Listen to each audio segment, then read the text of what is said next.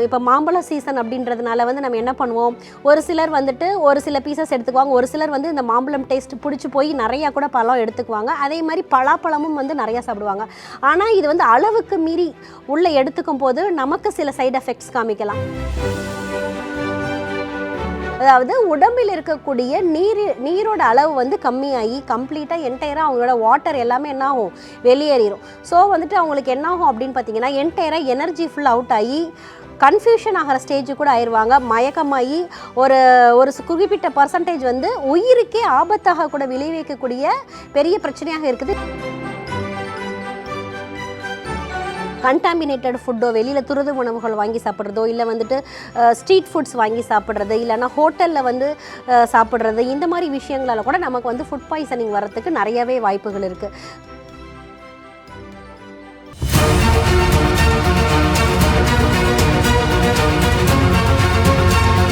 Doctor Srivarma's அழகும் ஆரோக்கியமும். ஸ்ரீவர்மா நேயர்களுக்கு வணக்கம். நான் உங்கள் டாக்டர் ரேவதி. இன்றைக்கி நம்ம பார்க்க போகிற டாபிக் என்ன அப்படின்னு பார்த்தீங்கன்னா, ரொம்பவே இன்ட்ரெஸ்டிங்கான டாபிக் தான். என்ன அப்படின்னு பார்த்தீங்கன்னா, ஃபுட் பாய்சனிங். அதாவது சமீப காலங்களில் இன்றைய வாழ்க்கை முறையிலையும் கூட நிறைய வந்து வெளியில் சாப்பிட்ற பழக்கம் அப்படின்றது வந்து அதிகமாயிருச்சு. அதாவது வந்துட்டு ஹோட்டல் ஃபுட்ஸு, இல்லை ஜங்க் ஃபுட்ஸு, இல்லை ஸ்ட்ரீட் ஃபுட்ஸு சாப்பிட்றது அப்படின்றது வந்து ஒரு ஃபேஷனாகவே ஆயிடுச்சு. அதே மாதிரி அது வந்து பல மடங்கு பெருகிருச்சு அப்படின்னு தான் சொல்லணும். இப்போ இந்த ஸ்ட்ரீட் ஃபுட்ஸு, ஹோட்டல் ஃபுட்ஸு, அதே மாதிரி வந்துட்டு இப்போ ஈவன் என் வீட்டில் சமைக்கிற ஃபுட் கூட வந்துட்டு ஃபுட் பாய்சன் ஆகுமா அப்படின்னு கேட்டிங்கன்னா கண்டிப்பாக ஆகும். எப்போ அப்படின்னு கேட்டிங்கன்னா, சுகாதாரம் இல்லாதது, அதே மாதிரி சுத்தம் இல்லாத உணவுகள், அதே மாதிரி மெயினாக வந்து நம்ம உணவு தயாரிக்கக்கூடிய தண்ணீர், அதே மாதிரி வந்து அதில் இருக்கக்கூடிய சப்ஸ்டன்ஸ் எல்லாமே தான். ஈவன் வந்து வெஜிடேரியன் ஆகட்டும், நான்வெஜ் ஆகட்டும், எல்லாமே வந்துட்டு ரொம்பவே வந்து சுத்தமான நீராகவும் இருக்கணும், சுத்தமான பொருள்களாகவும் இருக்கணும். அதே மாதிரி நம்ம சமைக்கக்கூடிய இடமும் வந்து பார்த்திங்க அப்படின்னா வந்து சுத்தமாக இருக்கணும். இந்த மாதிரி எல்லாம் இல்லாமல் இருந்துச்சு அப்படின்னா வந்து நமக்கு என்ன ஆகும் அப்படின்னு பார்த்தீங்கன்னா, ஃபுட் பாய்சன் வரதுக்கு நிறையவே வாய்ப்புகள் இருக்குது. இப்போது இந்த மாதிரி வந்து ஃபுட் பாய்சன் ஆயிடுச்சு அப்படின்னா அது எப்படி கண்டுபிடிக்கிறது, என்ன மாதிரியான அறிகுறிகள் இருக்கும் அப்படின்னு சொல்லிட்டு நம்ம பார்க்கலாம். ஃபஸ்ட்டு வந்து நமக்கு ஒரு ஃபுட்டு வந்து ஒரு ஒவ்வாமை ஆகுது, இல்லை ஒரு சேரலை, இல்லை ஒரு கண்டாமினேட்டட் ஃபுட், அசுத்தமான உணவை வந்து நம்ம எடுத்துட்டோம், இல்லை வெளியில் வாங்கி சாப்பிட்ட உணவு வந்து கண்டாமினேட்டட் ஃபுட்டோ இல்லை கண்டாமினேட்டட் வாட்டரோ வாங்கி சாப்பிட்டோன்னா ஃபஸ்ட்டு நமக்கு தெரியக்கூடிய சிம்டம் என்ன இருக்கும் அப்படின்னு பார்த்தீங்கன்னா, சிறிய வந்து வயிற்று வலி இருக்கும், வயிற்றில் வந்து ஒரு அசௌகரியம் இருக்கும், அசாதாரணமான ஒரு வலி இருக்கும். அதை தொடர்ந்து என்ன ஆகும் அப்படின்னு பார்த்தீங்கன்னா, ஒரு சிலருக்கு வந்து வாமிட்டிங் வரலாம், ஒரு சிலருக்கு வந்து பேதியும் வரலாம். கண்டிப்பாக வந்துட்டு ஒரு ஃபுட் வந்து கண்டாமினேட்டடாக இருக்குது அப்படின்னா அவங்களுக்கு தெரியக்கூடிய ஃபஸ்ட்டு சிம்டம் என்ன அப்படி இருக்கும்னு பார்த்தீங்கன்னா, வாமிட்டிங் அல்லது டிசென்ட்ரி இருக்கும். அப்படி இல்லை அப்படின்னா வந்து ஒரு சிலருக்கு மயக்கம் கூட வரலாம், டிசீனஸ் கூட வரலாம், மயக்கம் கூட வரலாம். அதனை தொடர்ந்து வந்து என்ன ஆகும் அப்படின்னு பார்த்தீங்கன்னா, அவங்களுக்கு வந்து டீஹைட்ரேஷன், அதாவது உடம்பில் இருக்கக்கூடிய நீரோட அளவு வந்து கம்மியாகி கம்ப்ளீட்டாக என்டையராக அவங்களோட வாட்டர் எல்லாமே என்ன ஆகும், வெளியேறிடும். ஸோ வந்துட்டு அவங்களுக்கு என்ன ஆகும் அப்படின்னு பார்த்தீங்கன்னா, என்டையராக எனர்ஜி ஃபுல் அவுட் ஆகி கன்ஃபியூஷன் ஆகிற ஸ்டேஜ் கூட ஆயிடுவாங்க. மயக்கமாகி ஒரு குறிப்பிட்ட பர்சன்டேஜ் வந்து உயிருக்கே ஆபத்தாக கூட விளைவிக்கக்கூடிய பெரிய பிரச்சனையாக இருக்குது இந்த ஃபுட் பாய்சன். அதே மாதிரி நம்மளுடைய மருத்துவத்தில் என்ன சொல்லியிருக்காங்கன்னா, ஒரு சில உணவுப் பொருட்கள் எடுத்துக்கும் போது ஒரு சில பொருட்கள் வந்து எடுத்துக்கக்கூடாது அப்படின்னே வந்து நம்மளோட சித்தர்கள் வந்து பல ஆயிரம் வருஷங்களுக்கு முன்னாடியே வந்து சொல்லியிருக்காங்க. இப்போ வந்து ஃபார் எக்ஸாம்பிள் வந்துட்டு நீங்கள் வந்து மீன் சாப்பிட்டீங்க அப்படின்னா வந்து தயிர் எடுத்துக்க வேணாம் அப்படின்னு சொல்லியிருப்பாங்க. இந்த மாதிரி ஒவ்வொரு உணவு கூடயும் எந்த மாதிரியான உணவுகள் எடுத்தால் எந்த மாதிரியான உணவுகள் எடுத்துக்கக்கூடாது, அப்படி இன்கேஸ் எடுத்துக்கிட்டால் வந்து நமக்கு எப்படி வந்து இந்த ஃபுட் பாய்சன் ஆகுது அப்படின்னு சொல்லிட்டு பார்க்கலாம். இப்போ வந்து என்ன மாதிரியான சிம்டம்ஸ் இருக்கும் அப்படின்னு சொல்லிட்டு நம்ம பார்த்தோம்.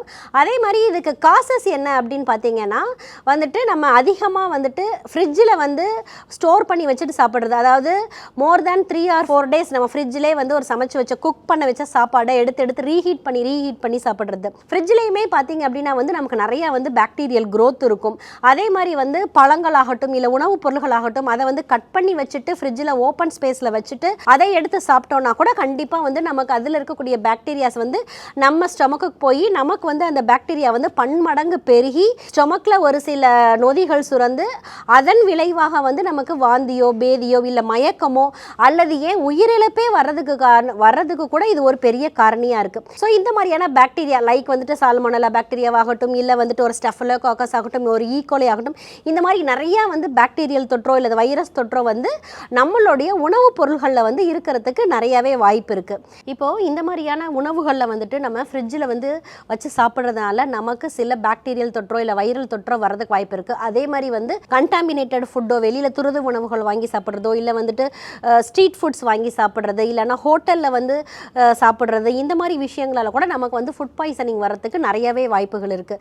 ஸோ இப்போ வந்துட்டு என்ன மாதிரியான வந்துட்டு ஒரு ஃபுட்டு எடுத்துக்கிட்டோம் அப்படின்னா நம்ம என்ன மாதிரியான வந்துட்டு சைட் எஃபெக்ட்ஸ் வரும் அப்படின்றத பார்த்தோம். அதே மாதிரி வந்துட்டு அதற்கு என்ன பண்ணணும் அப்படின்னு சொல்லிட்டு இப்போ பார்க்கலாம்.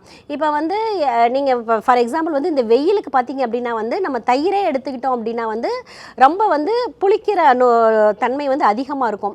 ஸோ வந்துட்டு இப்போ தயிரே வந்து நீங்கள் புளிச்ச தயிரோ இல்லைனா வந்து மோரை எடுத்துக்கிட்டிங்க அப்படின்னாலும், இல்லைனா வந்துட்டு பழைய சாதம் வந்து ஓவராக வந்து ஃபர்மெண்டேஷன் ஆகி ரொம்ப புளித்து போன தன்மை இருந்தது அதை நீங்கள் எடுத்துக்கிட்டிங்கன்னா கூட என்ன ஆகும் அப்படின்னு பார்த்தீங்கன்னா ஒரு சிலருக்கு வந்து இந்த வாந்தி பேதி வரத்துக்கு வாய்ப்பு இருக்குது. அதே மாதிரி வந்து மெயினாக வந்து ஃபுட் பாய்சன் ஆகிறதுக்கு நிறையவே வாய்ப்பு இருக்குது.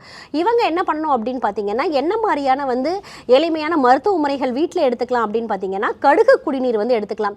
கடுகை என்ன பண்ணணும் அப்படின்னு பார்த்தீங்கன்னா வந்துட்டு ஒரு 2 to 5 grams எடுத்துட்டு அதை வந்து வெறும் வானலில் வந்துட்டு நீங்கள் வந்து பொரிய விட்டுட்டு 1 டம்ளர் ஃபுல்லாக தண்ணி ஊற்றிட்டு அதை வந்து 1/2 டம்ளரை வற்ற வச்சு அந்த தண்ணியை வந்து நீங்கள் எடுத்துக்கலாம். அப்படி எடுத்துக்கும் போது அந்த புளிச்ச மோர் சாப்பிட்டது, புளித்த தயிர் சாப்பிட்டதோட நஞ்சு வந்து நமக்கு முறியும். ஸோ வந்து இந்த மாதிரியான உணவு பழக்க வழக்கங்கள் வந்து நீங்கள் ஃபாலோ பண்ணலாம். அதே மாதிரி வந்து இப்போ சீசன் அப்படின்னு பார்த்தீங்கன்னா நமக்கு வந்து இந்த சம்மர் சீசன் வந்து நமக்கு நிறையாவே வந்து மேங்கோ கிடைக்கும். ஸோ ஜாக் ஃப்ரூட்டும் கிடைக்கும். இப்போ மாம்பழ சீசன் அப்படின்றதுனால வந்து நம்ம என்ன பண்ணுவோம், ஒரு சிலர் வந்துட்டு ஒரு சில பீசஸ் எடுத்துக்குவாங்க, ஒரு சிலர் வந்து இந்த மாம்பழம் டேஸ்ட் பிடிச்சி போய் நிறையா கூட பழம் எடுத்துக்குவாங்க. அதே மாதிரி பலாப்பழமும் வந்து நிறையா சாப்பிடுவாங்க. ஆனால் இது வந்து அளவுக்கு மீறி உள்ளே எடுத்துக்கும் போது நமக்கு சில சைடு எஃபெக்ட்ஸ் காமிக்கலாம். ஸோ அப்போ என்ன பண்ணலாம் அப்படின்னு பார்த்தீங்கன்னா இந்த பலாப்பழம் இப்போ நீங்கள் நிறையா எடுத்துக்கிட்டீங்க அப்படின்னா ஒரு சிலருக்கு ஃபுட் பாய்சன் ஆகும், டிசென்ட்ரி ஆகிறதுக்கு வாய்ப்பு இருக்குது. அந்த டைமிங்கில் நம்ம என்ன பண்ணலாம்னா ஒரு ஸ்பூன் வந்து தேன் எடுத்துக்கலாம். அதே மாதிரி வந்துட்டு ஏதாச்சும் ஒரு உணவு வந்து நீங்கள் வெளியில் சாப்பிட்டுட்டு வர்றீங்க, இல்லை வெளியில் ஒரு கடையில் வந்துட்டு ஏதாவது துரித உணவுகள் சாப்பிட்டுட்டு வர்றீங்க, ஒரு ஷவர்மாவே சாப்பிட்றீங்க, இல்லை ஒரு பிரியாணியை லேட் நைட்டில் சாப்பிட்றீங்க அப்படின்னா வந்துட்டு நீங்கள் என்ன பண்ணலாம் அப்படின்னு பார்த்தீங்கன்னா வீட்டில் வந்து சீரகம் கொஞ்சம் அளவு எடுத்துட்டு அதை வந்து கஷாயம் போட்டுட்டு சீரக கஷாயத்தோட ஒரே ஒரு ஸ்பூன் வந்துட்டு நீங்கள் வந்து தேனும் ஒரு 1/2 டீஸ்பூன் வந்த அளவுக்கு லெமன் ஜூஸையும் கலந்து எடுத்துக்கும் போது உங்களுக்கு வந்து ஃபுட் பாய்சன் வந்து ஆகாது. அதே மாதிரி அந்த டைஜஷன் வந்து கரெக்டாக இருக்கும். ஸோ வந்து வெளியில் சாப்பிட்டுட்டு ஹெவியாக, அதுவும் மேக்ஸிமம் லேட் நைட்டில் நீங்கள் வந்து ஒரு ஆஃப்டர் 10க்கு மேலே வந்து நான் சாப்பிடுவேன் டாக்டர், டெய்லியுமே எனக்கு அதான் ஹேபிட். அதுவும் மெயினாக வந்து வீக்கெண்ட்ஸில் அந்த மாதிரி சாப்பிடுவேன், இல்லை சம்மர் ஹாலிடேஸ் டைமிங் அப்படின்றதுனால நான் லேட்டாக சாப்பிடுவேன், காலையில் லேட்டாக எழுந்திருப்பேன். அப்படிங்கும்போது என்ன ஆகும் அப்படின்னு பார்த்தீங்கன்னா நம்மளுடைய பயாலஜிக்கல் கிளாக் அஃபெக்ட் ஆகும். அதே மாதிரி வந்துட்டு நம்மளுடைய டைஜஷன் பவர் வந்து பார்த்தீங்க அப்படின்னாவே ரொம்பவே அஃபெக்ட் ஆகும். அதோட என்சைம்ஸ் எல்லாமே என்ன ஆகும் அப்படின்னு பார்த்தீங்கன்னா அதிக அளவில் சுரக்க ஆரம்பிக்கும். ஸோ வந்துட்டு ரொம்பவே வந்து நாட் ஈஸிலி டைஜஸ்டபிள் ஃபுட்டை வந்து ரொம்ப லேட் நைட்டில் எடுக்கும் போது நமக்கு வந்து காலையில் பார்த்தீங்க அப்படின்னா இந்த ஸ்டொமக் டிஃபிகல்ட்டிஸு, ஸ்டொமக் பெயின் இதெல்லாம் வர்றதுக்கு நிறையவே வாய்ப்புகள் இருக்குது. அந்த டைமிங்கில் வந்து நீங்கள் இந்த சீரக கஷாயத்தை வந்து எடுத்துக்கலாம். இன்றைக்கி வந்து நம்ம ஃபுட் பாய்சன்னா என்னன்னு பார்த்தோம். அதே மாதிரி நம்ம ஒரு சில உணவுப் பொருட்களோட ஒரு சில உணவுப் பொருட்கள் சேர்த்தா என்ன மாதிரி பாய்சன் ஆகும் அப்படின்னு பார்த்தோம். அதே மாதிரி மெயினாக வந்து நம்ம வந்து ரொம்ப நாள் ஃப்ரிட்ஜில் யூஸ் பண்ணி ஃப்ரிட்ஜிலே வச்சு ரீஹீட் பண்ணி சாப்பிட்றதுனால என்ன மாதிரியான விளைவுகள் இருக்கும், அதற்கு வீட்டில் என்ன மாதிரியான எளிமையான வழிமுறைகள் எடுத்துக்கலாம் அப்படின்னு சொல்லி நம்ம பார்த்தோம்.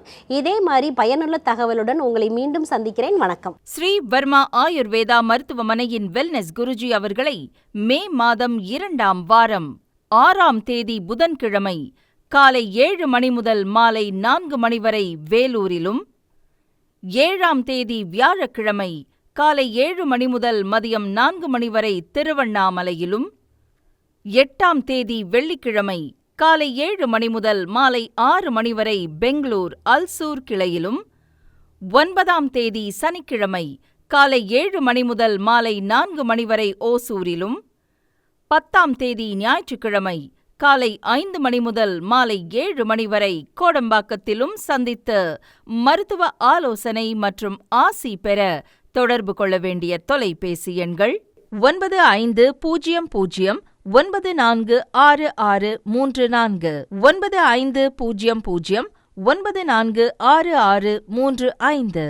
ஆச்சார்யா டாக்டர் ஸ்ரீ வர்மா அவர்களிடமும் வெல்னஸ் குருஜி அவர்களிடமும் நேரடியாக பயிற்சியும் ஆசியும் பெற்ற doctor Hemala Tiruvallur, doctor Anish Fathima Ambattur, doctor Surya Kodambakkam, doctor Jayarupa Manappakkam, doctor Radha Velachery.